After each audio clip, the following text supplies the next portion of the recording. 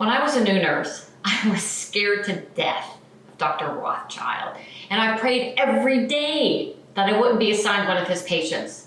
Well, one day, I was called into my patient's room, thinking it was the patient who needed something. I casually strolled in, and Dr. Rothschild was standing there with his interns waiting for me. He was the one who summoned me. He asked me why his patient was still in bed.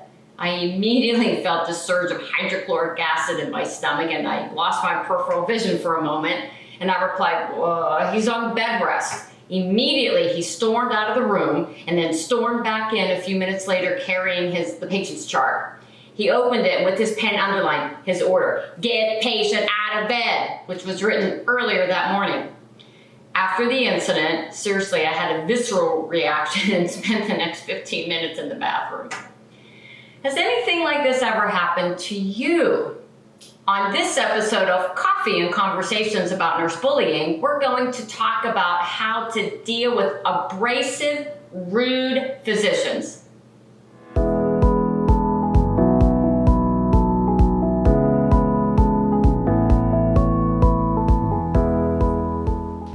Hi, I'm Dr. Renee Thompson, the CEO of the Healthy Workforce Institute. Welcome to Coffee and Conversations about Nurse Bullying.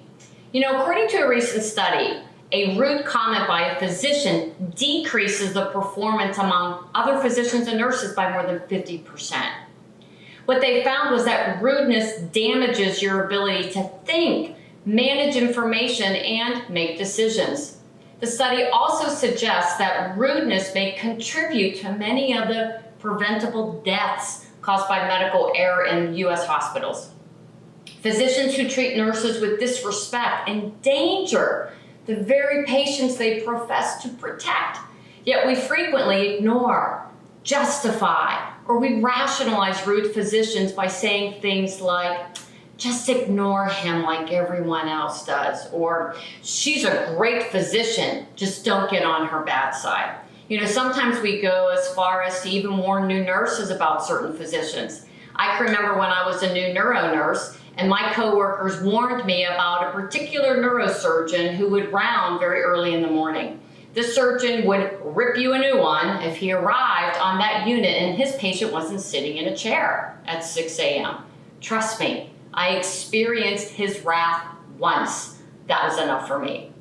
But when I complained to my boss, she blew me off and said, "Don't take it personally, just ignore him. He's a really great surgeon." Come on. We need to do better. So what can we do? I will admit that sometimes physicians intimidate me too, especially if they aren't overtly warm and fuzzy.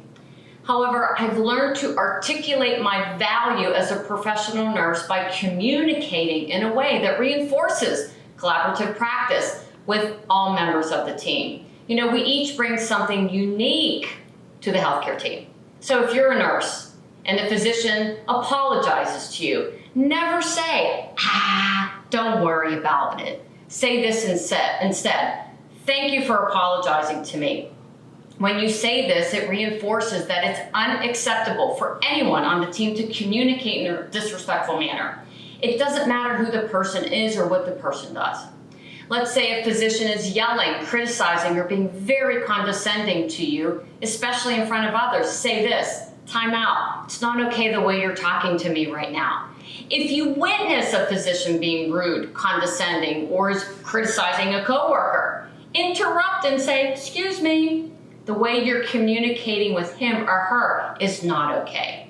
Speak up and set the intention that you and everyone on the healthcare team expect to be treated with respect. Just imagine if Dr. Rothschild would have approached the situation with me with genuine respect and the intent to help me deliver the very best possible care to his patient. He could have introduced himself to me and asked for my name. He could have asked if I saw his order yet, and that he really wanted his patient to get out of bed early. He could have also explained his reason. He could have, but he didn't.